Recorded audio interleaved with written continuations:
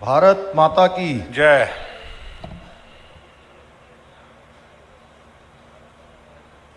रविवार जिसमें हम सभी को मां गंगा के इस पावन तट पर एकत्र होने का अवसर मिला है।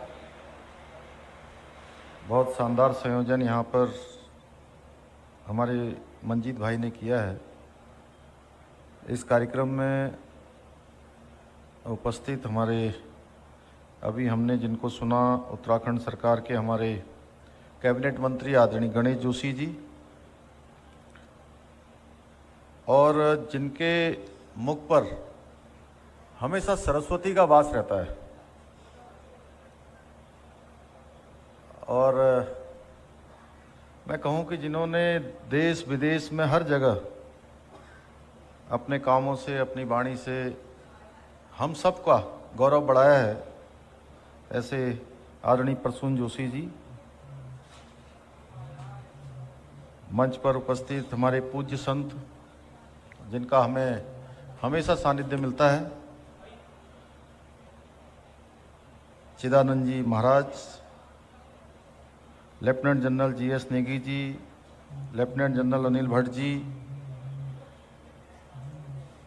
अनिल धसमाना जी, मनोज रावत जी, अनीता ममगई जी, स्वामी वीरेंद्रानंद जी, और अभी हम जिनको सुन रहे थे भाई सूर्य डोभाल जी, और इस कार्यक्रम का संचालन करने वाले भाई काव्य, और यहाँ पर उपस्थित सभी हमारे विभिन्न विभिन्न क्षेत्रों से आए हुए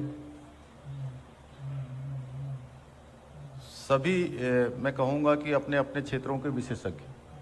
मैं मुख्य सेवक होने के नाते आप सभी का आज यहाँ पर जो आगमन हुआ है, अपनी तरफ से सभी का स्वागत भी करता हूँ, सबका अभिनंदन करता हूँ कि आप सब लोगों ने आकर यहाँ की शोभा बढ़ाई है।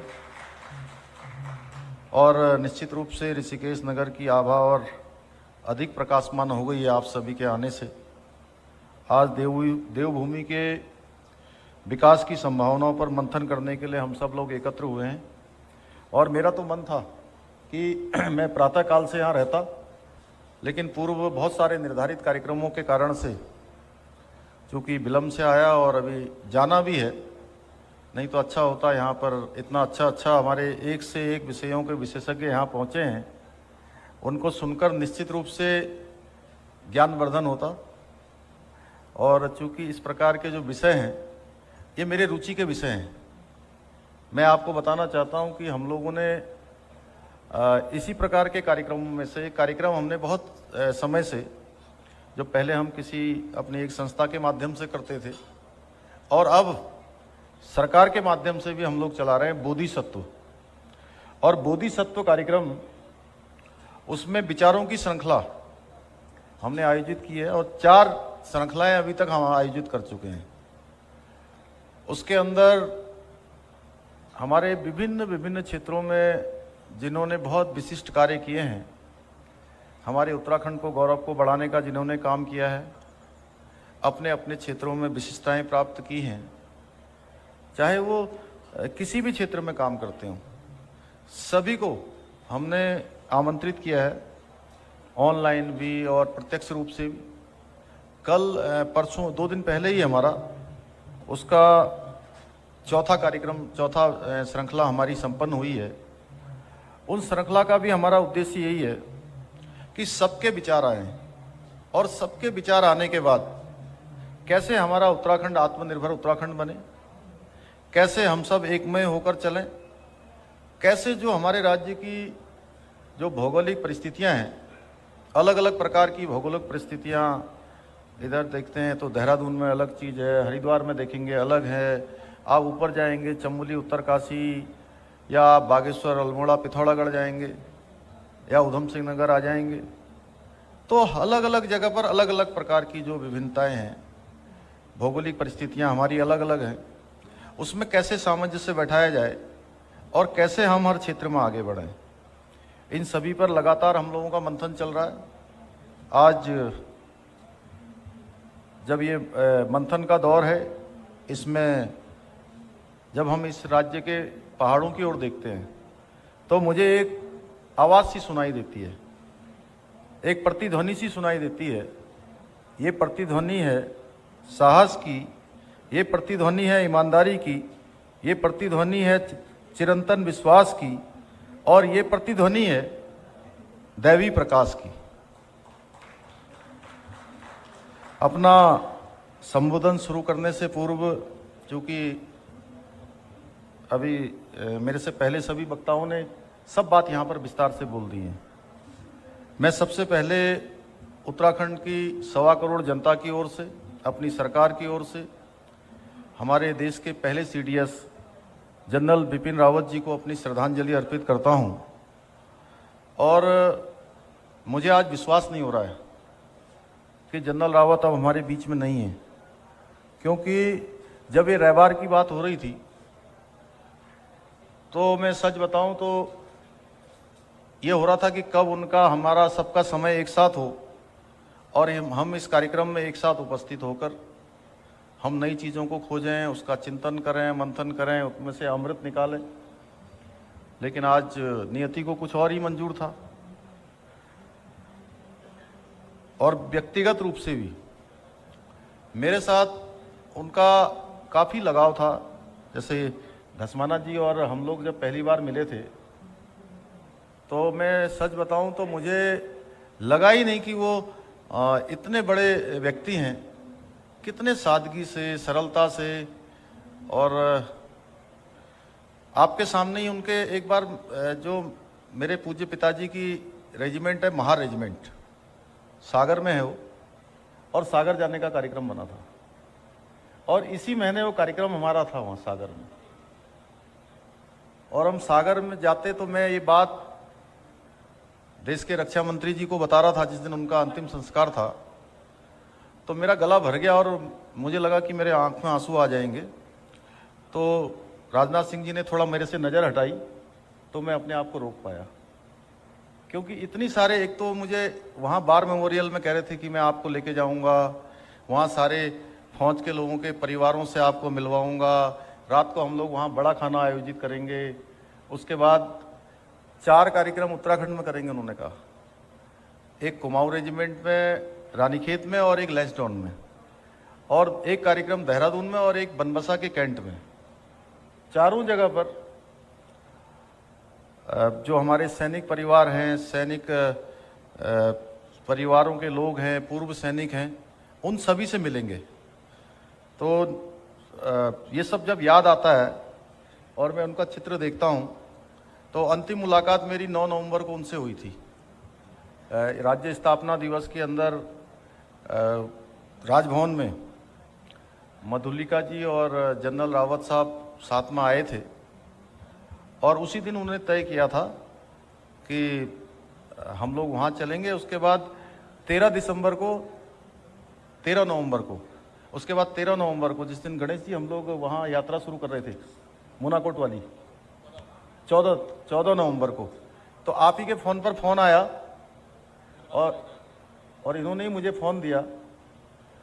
तो इतनी लंबी बातचीत हुई उनसे, तो मुझे लगा कि जब उनका इस प्रकार से निधन हुआ तो उनको कहीं ना कहीं आभास होगा कि आज वो मुझसे अंतिम बार बात कर रहे हैं। तो बड़ा मैं क्या बताऊं, जब भी उनके बारे में आता है तो मैं बड़ा भावुक हो जाता हूं, क्योंकि उनके जाने से कई बार ऐसा लगता है जैसे पिछले साल मेरे पिताजी का देहांत हुआ 2020 में, और उनको भी मैं अपने अभिभावक की तरह उसी तरह मानता था। और सबसे बड़ी बात क्या थी कि कोई भी काम हम उनसे कहते थे, ममगई भाई साहब, कोई भी काम हम उनसे कहते थे तो मतलब क्या जीवटता थी उनके अंदर। बोलते थे अभी हो जाएगा, अरे हो जाएगा सर ऐसे। और मैं अपने आप को चूंकि उनके सामने बच्चा जैसा, हमारे अंकल जैसे हुए हो, तो मुझे सर बोलते थे तो थोड़ा मैं संकोच भी करता था।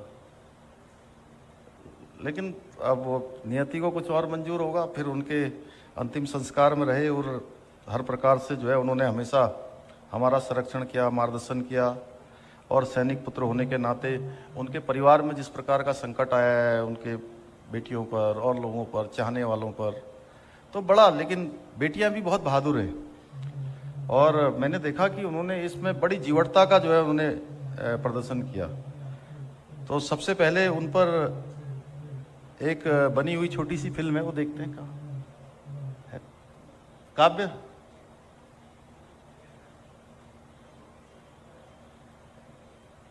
चलो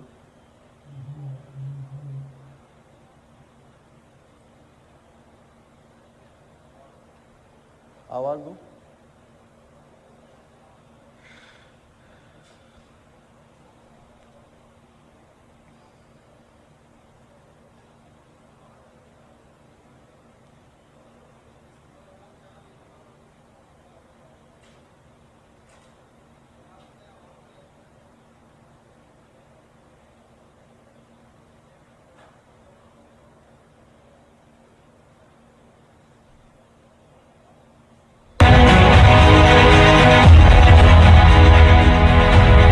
हर एक जवान को ये सिखलाई दी जाती है कि आप जिस भी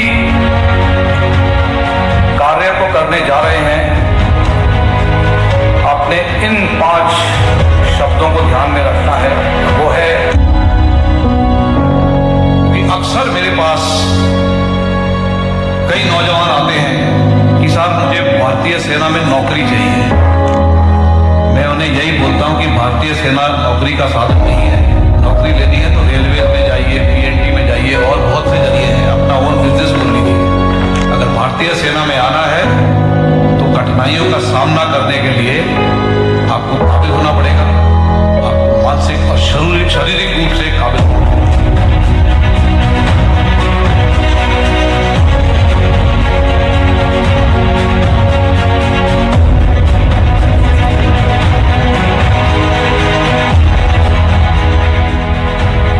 हर एक जवान को ये सिखलाई दी जाती है कि आप जिस भी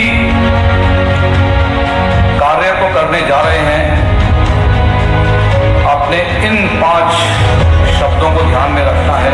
वो है नाम, नमक, निशान, वफादारी और इज्जत।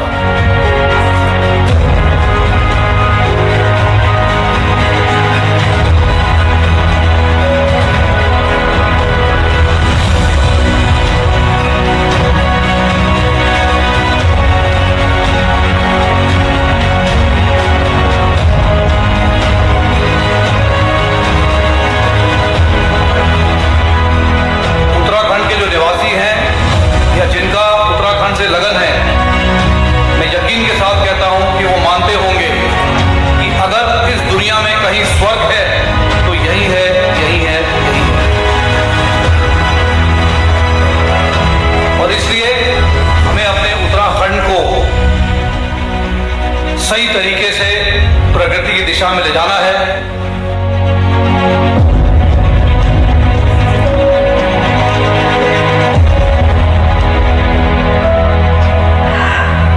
The Fauji that he is, the Gorkha heart, the infantryman, the general that he was. Very little is known about what my mother has done for the family. We are known as Madhu's daughters in every get together, in every gathering where we've been. Papa was actually trying to learn Garhwali, and I think yesterday for some work I had just gone to his bedside table and I saw a small booklet in which he had written Garhwali words.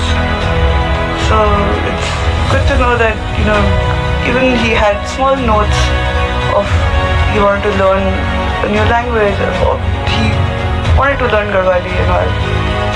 And to see that little pad with his handwritten notes.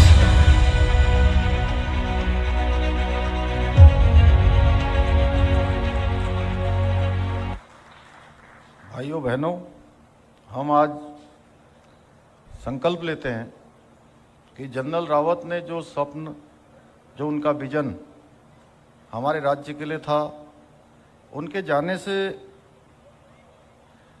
पूरे देश का बहुत बड़ा नुकसान हुआ है और उसमें उत्तराखंड राज्य का बहुत क्षति हुई है। जैसा अभी गणेश जी बता रहे थे, यहाँ पर अभी हम सैन्य धाम बना रहे हैं यहाँ पर, और उस सैन्य धाम में टैंक से लेकर तमाम जो ऐसे उपकरण वहाँ पर आने थे, उन्होंने 1 मिनट की भी देरी किए बिना सारे के सारे हमें उपलब्ध करवा दिए। हम उनके बताए हुए रास्तों पर चलेंगे और निश्चित रूप से जो उनकी परिकल्पना थी उसके अनुरूप हम लोग काम करेंगे। यही उनको हमारी सच्ची श्रद्धांजलि है। आज हम सभी के जननायक भारत रत्न पंडित अटल बिहारी वाजपेयी जी का भी जन्मदिन है, जिनके कारण से उत्तराखंड राज्य का निर्माण हुआ, जिनके प्रधानमंत्री रहते हुए हम अलग राज्य मिला। और अटल जी के जन्म दिवस को हम सुशासन दिवस के रूप में ही मनाते हैं कि गुड गवर्नेंस, डिलीवरी की गवर्नमेंट्स, गुडविल की गवर्नमेंट्स और ऐसी गवर्नमेंट्स जो सबको एक न्याय देने का काम करे, सबको आगे ले जाने का काम करे, समाज के अंतिम छोर में खड़े हुए व्यक्ति तक शासन पहुंचे, सरकार पहुंचे, उसी परिकल्पना को लेकर हम आगे बढ़ रहे हैं। आज उत्तराखंड के एक सपूत पेशावर कांड के नायक पेशावर कांड के नायक वीर चंद्र सिंह गढ़वाली जी का भी आज जन्म दिवस है। उनको भी हम नमन करते हैं। और साथ ही साथ आज मदन मोहन मालवीय जी की भी जयंती है, जिन्होंने काशी बनारस हिंदू यूनिवर्सिटी की स्थापना की थी। उनको भी हम नमन करते हैं। और उत्तराखंड की बात हो ही रही है, आप सब लोगों ने अलग अलग तरीके से यहाँ पर बहुत बातें रखी हैं। और ये जो सत्र है, चूँकि ये सत्र केवल जो है एक संक्षिप्त सत्र हो गया, ये सत्र मंजीत भाई एक बड़ा सत्र होना चाहिए था, जिसमें हम लोगों को जो है, चूँकि ये समय 10-15 मिनट का बड़ा कम है। अब प्रसून जी को हम लोग और सुनना चाहते थे, अब 10 मिनट में ही बात खत्म हो गई। अब मेरे पास भी इतने विषय हैं कि अगर मैं उस पर बोलूँगा तो मुझे लगता है कि अभी कम से कम आधा घंटा चाहिए। लेकिन समय की मर्यादा है और आप सब लोग भी काफ़ी देर से बैठे बैठे यहाँ पर बोर हो गए होंगे। ये ऐसा हो कि जो है इसमें सबके विचार आए और ये ऐसा मंथन चले, उस मंथन में से हम लोगों की कोई एक डायरेक्टरी बने और हमारे सबके विचार उसमें नोट किए जाएं, फिर हम उसमें से कुछ कंक्लूड करें, कुछ चीज़ों को निकालें और उसी का एक रोड मैप बनाकर आगे चलें। जैसे पिछले दिनों मैं बनारस गया था, वहाँ पर मुख्यमंत्री परिषद की बैठक थी, सुशासन पर, गुड गवर्नेंस पर, गुडविल पर, और कैसे राज्यों को राजस्व की प्राप्ति हो, कैसे राज्य के अंतिम छोर में बैठे हुए व्यक्ति तक शासन पहुँचे, कैसे कुछ गुड प्रैक्टिस, जैसे हमने उसमें होम स्टे का हमने एक वहाँ पर प्रेजेंटेशन किया था। इसी तरीके से हमारे राज्य में बहुत अपार संभावनाएं हैं। जिस प्रकार से यहाँ पर पर्यटन की संभावनाएं हैं, जिस प्रकार से हमारे उद्यान में संभावनाएं हैं, ऊर्जा के क्षेत्र में हैं, तो सभी क्षेत्रों में बोलने के लिए बहुत कुछ है। लेकिन उसके बावजूद भी चूँकि बहुत सारी चीज़ें सबको पता है, पता होने के बाद भी वो व्यवहारिक रूप से कैसे धरातल पर उतरे, उसके लिए हम सबको काम करना है, उसके लिए सबके विचार लेने हैं, मंथन करना है। और हमने इसको लेकर अभी राज्य के सभी विभागों को, अब कोई चुनाव का वर्ष आ गया है, चुनाव है 21 आ गया, 22 आ जाएगा। अभी बहुत सारे राजनीतिक दल जो है आजकल केवल चुनाव की बात हो रही है। और हम जो है अभी परसों भी कह रहे थे, प्रोफेसर दुर्गेश पंत जी यहाँ पर हैं, गिरिजा शंकर जोशी जी बैठे हैं, सब लोग, डॉक्टर नौटियाल जी हैं, बड़ी टीम हमारी। हम लोग कह रहे थे यार अब सब चुनाव में लग गए हैं और हम लोग जो है अभी ये मंथन में लगे, हम बोधिसत्व बात कर रहे हैं और हम जो है 2025 की बात कर रहे हैं। हमने कहा कि ये एजेंडा हमारा जो है अनवरत रूप से आगे चलने वाला है। बोधिसत्व के माध्यम से हमने हर विभाग को एक रोड मैप बनाने के लिए कहा है कि सब लोग अपना, परसुन भाई साहब, कि एक रोड मैप बना के दीजिए कि हम कैसे इस रोड मैप के आधार पर, जैसे हमारे गणेश जोशी जी यहाँ सैनिक कल्याण के मंत्री हैं, ये औद्योगिक विकास के मंत्री हैं, तो औद्योगिक विकास में हम कैसे विकास कर सकते हैं। जैसे इनके डिपार्टमेंट में एक छोटा सा मैं उदाहरण बता रहा हूँ, 2-3 औद्योगिक विकास में हमने लंबे समय से जो मामले यहाँ पर इनके उद्योगों के और सरकार के बीच में कुछ मामले ऐसे थे कि जिनमें विवाद की स्थिति थी और ये विवाद कैसे सुलझे, उसके लिए हमने वन टाइम सेटलमेंट की हम प्रक्रिया एक लेकर आए हैं कैबिनेट में कि एक ही बार में जो भी उसको उनको जिस आधार पर भी उनका सेटलमेंट हो सकता है, उसके लिए हमने एक जज साहब पुराने अनुभवी कोई हमारे वरिष्ठ नौकरशाह हों जो पूर्व में रिटायर हो चुके हैं, एक कोई बैंक के अधिकारी हों, ऐसे मिलके एक कमेटी बनाई है जिससे कि इनका मामला निपट जाए। पहले क्या निपटता नहीं है, इधर से खींचतान रहती है, उधर से खींचतान रहती है। अब उद्योग समूह के लोगों को हमने बुलाया, हमने कहा भाई आप लोग जो है हम कहते हैं कि हमने कहीं सबमिट किया, बम्बई में किया, दिल्ली में किया, सिंगापुर में किया, अमेरिका चले गए। मैं एक फौजी का बेटा हूं, एक सामान्य परिवार से निकला हूं, तो मैं जिस कार्यक्रम में भी बैठता हूं तो मैं सबसे पहले कहता हूं धस्माना जी कि भाई आप लोग मुझे ऐसे समझाइए जैसे गांव का एक किसान का बेटा समझ सकता है या सड़क पर चलने वाला कोई आदमी चल सकता है। एक दिन मेरे पास आनंद वर्धन हमारे एसीएस हैं, वो बैठे थे, तो हमारे कुछ मित्र कुछ भाषा लिख के लाए थे साथ में। मैंने कहा आप ये बताइए कि भाषा कितनी सरल होनी चाहिए, बिल्कुल इतनी सरल होनी चाहिए कि उसको कोई भी पढ़ ले। तो मैंने कहा आप लोगों की जब आईएएस की ट्रेनिंग होती है, आप लोग अच्छी अंग्रेजी बोलते हो, मैं भी बोल सकता हूँ थोड़ा बहुत, मैंने भी पढ़ा है, लेकिन मैं ये जानना चाह रहा हूँ कि आपको सिखाया क्या जाता है उसमें। तो बोले सिखाया जाता है कि साहब कोई 4th क्लास का प्यून भी है, चपरासी भी है, वह भी जो है हमारे जो शासनादेश निकलते हैं, इसको बोलते हैं गवर्नमेंट ऑर्डर, उस गवर्नमेंट ऑर्डर को आसानी से समझ सके और पढ़ सके, उसकी समझ में आ सके। तो मैंने कहा तो इतनी क्लिष्ट भाषाएं क्यों निकलती हैं, तो सामान्य भाषा में निकलना चाहिए सारी चीजें। जब सामान्य भाषा में निकलेगा तो ये होगा। अभी मैं होम स्टे को देखने के लिए वहाँ गया, 2 सेंटर हमने आजीविका मिशन जो नेशनल लाइवलीहुड के अंतर्गत कार्यक्रम चलते हैं, जिसमें हमारा होम स्टे आता है, हमारे सेल्फ हेल्प ग्रुप आते हैं, तो 2 हमारे यहाँ पर सेंटर खुले हैं। 2 सेंटर खुले हैं, एक अल्मोड़ा में और एक कोटद्वार में, गढ़वाल के लिए कोटद्वार में और कुमाऊं मंडल के लिए अल्मोड़ा में। तो वहाँ पर भी हमने जाकर कहा, हमने कहा भाई ये बताइए, हम कह रहे हैं कि हम लोगों को आजीविका से जोड़ेंगे, हम लोगों को स्वरोजगार से जोड़ेंगे। अब रोजगार की बात आती है तो रोजगार क्या है कि ज़्यादा है नहीं, 25,000 सरकारी नौकरियां हैं, 25,000 खींचतान के और निकाल देंगे, 50,000 हो जाएंगी। 50,000 से काम चलने वाला नहीं है, तो लाखों में संख्या है। तो इसके लिए सबसे अच्छा है कि लोगों को स्वरोजगार से जोड़ा जाए, उनको रोजगार दूसरे टाइप का दिया जाए, रोजगार के मेले लगाए जाए, लोन दिया जाए, सब्सिडी दी जाए, उनको ट्रेनिंग दी जाए। तो मैंने कहा आप ये बताइए कि इसमें एक गांव का सामान्य व्यक्ति कोई वो लोन लेकर का अपना काम करना चाहता है, तो कैसे लोन ले, वो कहाँ जाए, वो कहाँ से प्रक्रिया शुरू करे। अगर उसको हम ठीक प्रकार से प्रक्रिया समझा पाएँ, उसको बता पाएँ कि भाई यहाँ आप फॉर्म भरिए, यहाँ से शुरू करिए, इस प्रकार की प्रक्रिया को अपनाइए, तब जाके जो है आपका काम खड़ा हो पाएगा। तो मैंने कहा तब तो जो है हमें लगेगा कि हमने कुछ करा है। अन्यथा क्या, सरकार की योजनाएं बहुत आती हैं, भाषण भी बहुत होते हैं। मैं सही बताऊं तो अब मुझे कहने में कोई दर्द नहीं है, जब से मैंने 5 महीने मैंने अपने मुख्यमंत्रित्व काल में देख लिया है कि बड़ी बड़ी बातें, और प्रधानमंत्री जी का भी सीधे कहना है, प्रधानमंत्री जी सीधे कहते हैं कि जो पुराने नियम बने हुए हैं, पुराने कानून बने हुए हैं, अगर वो ठीक नहीं है, व्यवहारिक नहीं है, तो उसको खत्म करते जाइए, खत्म करते जाइए, उनको जो है बिल्कुल किताबों में सजा के मत रखिए। तो हम भी उसी पद्धति पे चल रहे हैं कि एक एक करके तत्काल निर्णय लीजिए।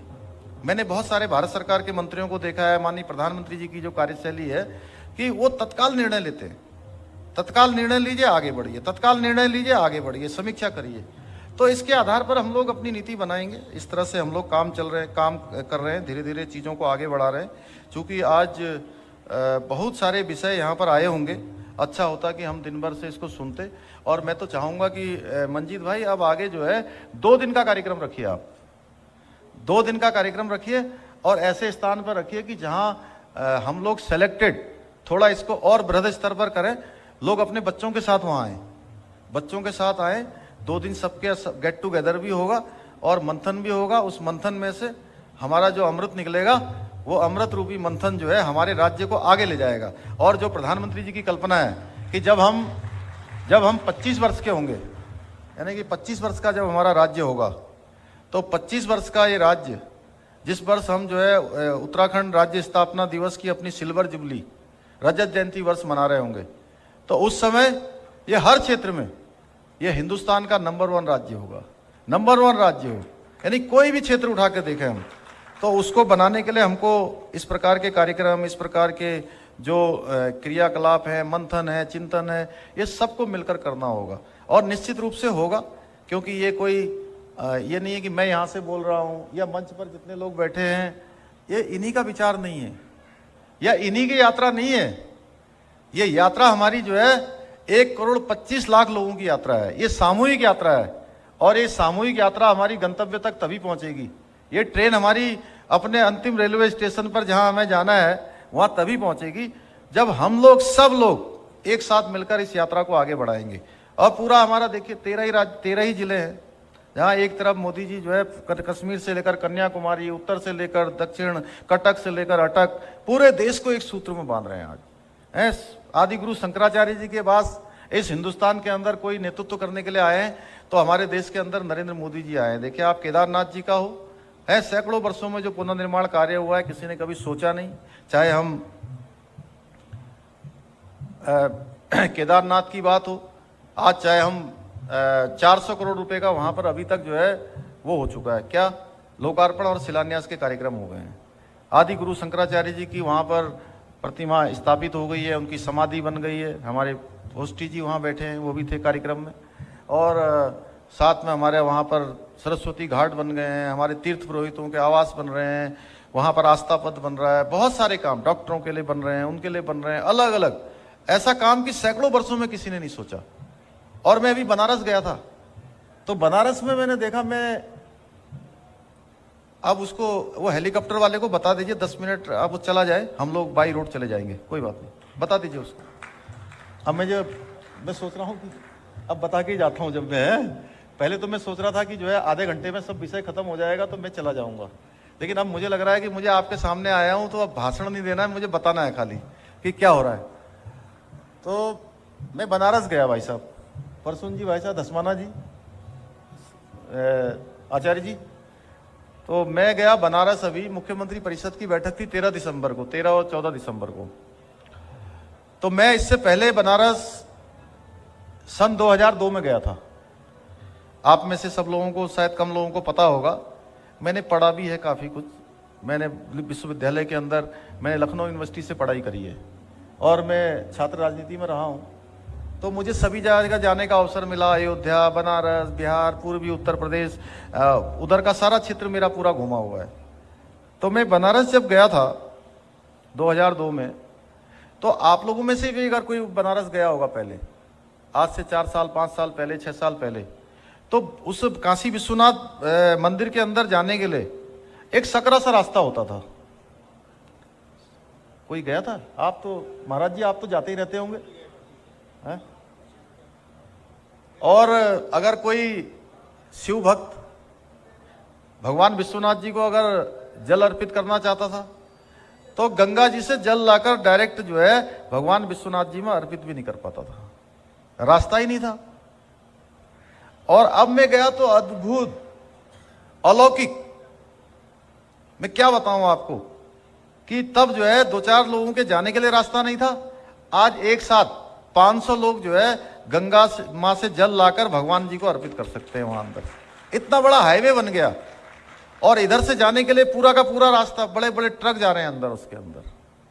एक मतलब इस प्रकार का परिवर्तन अहिल्याबाई होलकर के बाद, रानी अहिल्याबाई होलकर के बाद 350 वर्षों में किसी ने अगर इसमें परिवर्तन किया है तो हमारे देश के यशस्वी प्रधानमंत्री नरेंद्र मोदी जी ने किया है। अलौकिक काशी, दिव्य काशी, भव्य काशी, ऐसा स्वरूप वहां का बन गया है। उससे पहले कुछ दिनों पहले मैं एक दिल्ली सेवाधाम अयोध्या, दिल्ली सेवाधाम अयोध्या वालों ने, वो दिल्ली की संस्था है, अयोध्या में एक बहुत बड़ी धर्मशाला बना रही है। तो काफी लंबे समय से नरेश बंसल जी हमारे राज्यसभा के सांसद हैं, जो उनके मित्रगण हैं, तो मेरे से उन्होंने कहा कि आपको जो है इस कार्यक्रम का वो भूमि पूजन करना चाहते हैं, आप आ जाइए। तो मैं ऐसा मानता हूं कि जब तक भगवान की इच्छा नहीं होती है तो आप किसी भी धार्मिक स्थल पर जा ही नहीं सकते। ऐसे एक नहीं सैकड़ों उदाहरण हैं। और भगवान की इच्छा होगी तो एक बार नहीं, आप कई बार जाएंगे। तो मैंने उनको कहा भाई देखो, सितंबर के महीने में उन्होंने कार्यक्रम मांगा था, नहीं सॉरी अक्टूबर के महीने में, 16 अक्टूबर को उन्होंने कार्यक्रम मांगा था। और 16 अक्टूबर को उस दिन यहां पर गृह मंत्री जी का कार्यक्रम आ गया। अब मैंने उनको कहा कि आप बता दीजिए इनको कि अब हम इस कार्यक्रम में नहीं आ पाएंगे, क्योंकि गृह मंत्री जी अगर यहाँ आ रहे हैं तो मुझे उसी कार्यक्रम में रहना होगा। तो कार्यक्रम कैंसिल हो गया 10 दिन पहले। अचानक जो है 2 दिन पहले अचानक गृह मंत्री जी का कार्यक्रम कैंसिल हो गया। तो फिर मैंने कहा कि अब 16 की तारीख हमने खाली रखी हुई थी। अब ये चाहे वैसे तो ठीक है, हम लोग एमएलए रहे, पहले पदाधिकारी रहे, सरकार में रहे, तो लंबे समय से रहते रहते जो है, लेकिन इतनी व्यस्तता नहीं होती। जबकि मुख्य सेवक के रूप में होता है तो वो उसमें एक एक दिन का हिसाब होता है। अगर एक दिन भी खाली गया या 1 घंटा भी खाली गया तो बड़ा खराब लगता है भाई साहब। तो अब उस दिन मेरा पूरा शेड्यूल खाली हो गया 14 तारीख को कि अब 16 को क्या करेंगे। तर मुझे ध्यान आया, मैंने कहा यार वो उनका कार्यक्रम हो रहा होगा कि नहीं हो रहा होगा, अब हम तो जान ही रहे थे, तो पता करवाइए कि कार्यक्रम होगा कि नहीं होगा। तो पता किया तो उन्होंने कहा नहीं, हमारा तो कार्यक्रम हम कर ही रहे। तो मैंने कहा मैं आ रहा चाहता हूँ। तो मैं उस कार्यक्रम में चला गया। मैं गया तो मैंने वहाँ, खैर उनका जो कार्यक्रम था वो तो किया ही किया, राम जन्मभूमि के दर्शन भी किए। और अयोध्या में पहले भी कई बार गया हूँ, राम जानकी महल ट्रस्ट, कार सेवकपुरम, माँ सरयू के तट पर बहुत बार गया था। तो उस दिन जब मैं गया वहाँ तो क्या नज़ारा है, कितना बड़ा परिसर बन रहा है, मतलब अलौकिक, आप सोच नहीं सकते। मैंने पूछा कि ये नीचे इतना करीब 40 मीटर नीचे तक खोदा जा रहा है उसको। बोले वो महाराज जी आपको पता होगा, वो तो आप तो उद्घाटन में भी गए थे शायद जिस दिन भूमि पूजन हुआ था। तो वो नीचे तक 40 फुट तक ड्रिल किया जा रहा है, 40 मीटर तक, क्योंकि वो नीचे कुछ शायद मेरे ख्याल से जमीन कुछ इस प्रकार की निकल गई थी कि जिसमें मतलब इतना बड़ा जो उसमें परिसर के अंदर इतना बड़ा निर्माण कार्य हो रहा है वो थोड़ा कमजोर, हमेशा मजबूती सी रहे, तो उसको नीचे ले जाके फिर ऊपर लाया जा रहा है। यानी कि ऐसा स्थल बन रहा है कि आप ये समझ लीजिए कि हिंदुस्तान का नहीं, वो दुनिया का मतलब प्रमुख धार्मिक स्थलों में से एक होगा, भगवान राम जन्मभूमि का। तो मैं केदारनाथ जी हो गया, विश्वनाथ जी हो गया, भगवान राम का हो गया, हमारा आया बद्रीनाथ जी का। अभी बद्रीनाथ जी का हम लोगों ने, हमारी सरकार ने इसका मास्टर प्लान हमने तैयार कर दिया है। हमने 250 करोड़ रुपए स्वीकृत हो गए। सारे जितने भवन इत्यादि जो सरकारी बिल्डिंगें थी उसको तोड़ने का हमने मंत्रिमंडल से फैसला कर लिया है। तो कुल मिलाकर आने वाले समय में आपको जैसे केदार बाबा का दिख रहा है उसी प्रकार से आपको बद्रीश भगवान का भी दिखेगा। सड़कों के क्षेत्र में आप देखिए यहाँ पर जिस प्रकार से काम हो रहा है। आज मैं अभी हमने जो चमोली का हमारा जो घाट पहले स्थान था उसका नाम हमने बदल दिया है, नंदा देवी के नाम से वहाँ पर नंदा नगर रख दिया है। पहले घाट के नाम से जो है वहाँ लोग जो है थोड़ा सा संकोच करते थे। घाट जानते हैं क्या कहते हैं, घाट माने कि जो है थोड़ा उनको संकोच होता था। तो उनकी मांग थी लंबे समय से, कुछ काम ऐसे हुए कि वो मेरे हाथ से होने होंगे, तो नंदा नगर उसका नाम हो गया। तो नंदा नगर में हम थे, तो मैं उनको बता रहा था वहाँ, क्योंकि उससे थोड़ा आगे देवाल है एक ब्लॉक, देवाल ब्लॉक में एक बार 3-4 साल पहले 15 बच्चे देवाल के यहाँ देहरादून आए थे। तो उनसे मैं, वो विधानसभा में आए तो मैंने कहा इनका क्या क्या कार्यक्रम है इन बच्चों का। वो जो बच्चों को घुमाना नीचे ले जाते हैं हर साल ठंडों में, जब पहाड़ में ठंड होती है तो यहाँ नीचे ले आते हैं कई बार, वो एक तरह से उनको सब जगह दिखाने का कार्यक्रम होता है। तो उस कार्यक्रम को दिखाने के लिए वो लाए थे। तो बोले कि इनको विधानसभा दिखाया जाएगा, इनको FRI दिखाया जाएगा, इनको IMA दिखाया जाएगा, इनको सर्वे ऑफ इंडिया दिखाया जाएगा, ONGC दिखाया जाएगा, राजभवन, मुख्यमंत्री निवास, सचिवालय, विधानसभा, और इनको ट्रेन दिखाई जाएगी, ट्रेन दिखाई जाएगी। तो मैंने उन बच्चों से पूछा कि बच्चों ये इतने सारे नाम बता रहे हैं आपके, ये इसमें से आपको सबसे ज्यादा देखने का मन क्या है? तो बोले हमारा सबसे ज्यादा मन है रेल देखने का। और वो रेल अब जो है यहाँ से बिल्कुल ये बगल से ऋषिकेश से हमारे बड़ा अच्छा नया स्टेशन बन गया है। इसी रेलवे स्टेशन से सीधे यहाँ से 125 किलोमीटर की दूरी तय करके कर्णप्रयाग तक जाएगी। तो उनके लिए, जिनके लिए कि एक रेल देखना मतलब एक स्वप्न था, डायरेक्ट रेल उनके पास चल के जा रही है। वो रेल में चल के अब देहरादून भी आएंगे, दिल्ली भी जाएंगे, बम्बई भी जाएंगे, पूरे देश की यात्रा करेंगे। तो ऐसे ऐसे काम, अब 4 धाम जो हमारा ऑल वेदर रोडों की बात है, अपने आप में ये भी हमारे लिए एक चमत्कारिक है। पिछले दिनों कुछ इसमें रोक लगी हुई थी सुप्रीम कोर्ट से, तो सरकार ने पैरवी करी उसमें। आज वो उसकी भी हमारी जो है सारी रोक हट गई है, और रोक हट जाने से अब तेजी से उसमें भी काम शुरू होगा। तो ऐसे काम जो माने पहले कभी किसी के दिमाग में भी नहीं आए, कभी किसी ने सोचा भी नहीं, वो सारी की सारी चीज़ें धरातल पर उतर रही हैं। और हम लोगों का भी ये है कि भाई हम लोग पूरी ईमानदारी के साथ, मुझे भी अब मैं कई बार जाता हूँ तो बड़े पत्रकार बंधु पूछते हैं, कहते हैं कि आपको समय बहुत कम मिला। अब मैं कहता हूँ समय जितना मिला है उतना ही तो मिल सकता था, मैं कैसे बढ़ाऊँ समय, या आप बढ़ा सकते हो तो बताओ। तो जितना समय मुझे मिला है मैंने भी कोशिश करी है कि एक एक पल, एक एक क्षण है, किसी भी तरीके से अगर कुछ भी हम फैसले ले सकते हैं, कुछ भी राज्य को आगे बढ़ा सकते हैं तो उसमें कर रहे हैं। और हमने लगभग अभी तक 500 से भी ज़्यादा फैसले ले लिए हैं। और केवल फैसले ही नहीं लिए हैं, फैसलों के साथ साथ उनका वित्तीय प्रबंधन करते हुए सबके शासनादेश भी निकाल रहे हैं। सारे शासनादेशों के साथ साथ आगे बढ़ रहे हैं, और आज राज्य हमारा बहुत तेज़ी से आगे बढ़ रहा है। जैसी हमारी पहले कल्पना थी कि हमारा राज्य नंबर 1 का राज्य बने, उस दिशा में हमको जाना है। तो उस दिशा में जाने के लिए हमको सब लोगों को सामूहिक प्रयास करना होगा। तो बहुत ज़्यादा न कहते हुए, चूँकि काफ़ी चीज़ें यहाँ पर पहले ही आ गई हैं, और सभी एक से एक महानुभावों के यहाँ पर अच्छे अच्छे विचार आए हैं। मैंने तो पहले ही कहा कि अच्छा होता कि हम पूरे दिन बैठते तो और मेरा भी ज्ञानवर्धन होता, कुछ सीखने को मिलता। और मैं सही बताऊं प्रसून भाई साहब, तो मैं अपने आप को जो है एक विद्यार्थी मानता हूं। विद्यार्थी और राजनीति का जो है, प्राइमरी का तो नहीं कहूँगा, इंटर का या हाई स्कूल का छात्र। तो मैं सीख रहा हूं पहले दिन से। और वैसे तो मनुष्य पूरी ज़िंदगी भर सीखता है, सीखने की कोई आयु तो होती नहीं है।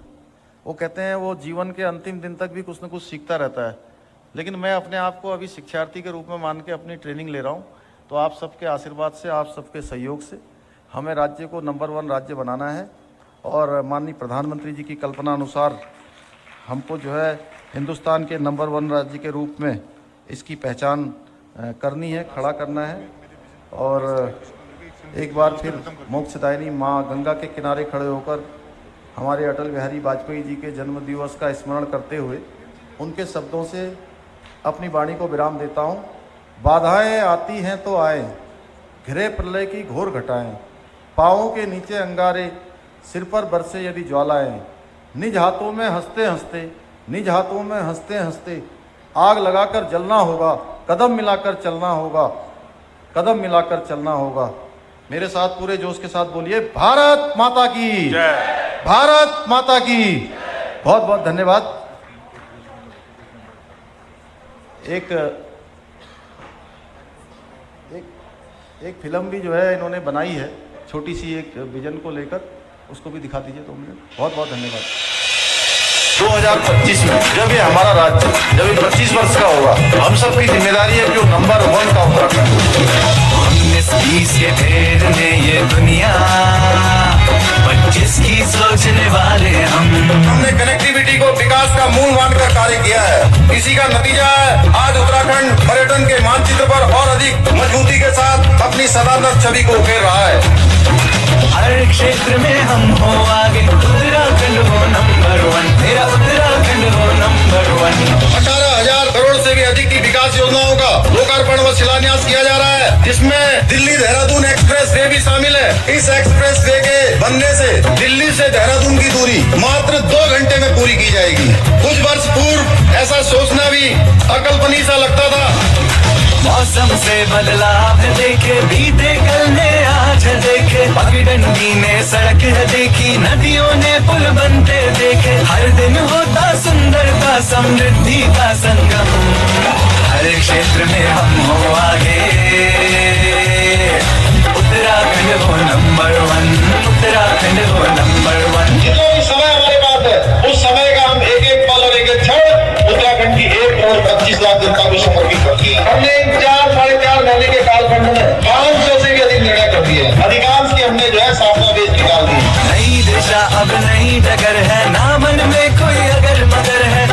निश्चय की अगुवाई में एक लक्ष्य पर सबकी नजर है, असंभव को संभव कर दे वो रखते हैं दम, हर क्षेत्र में हम हो आगे,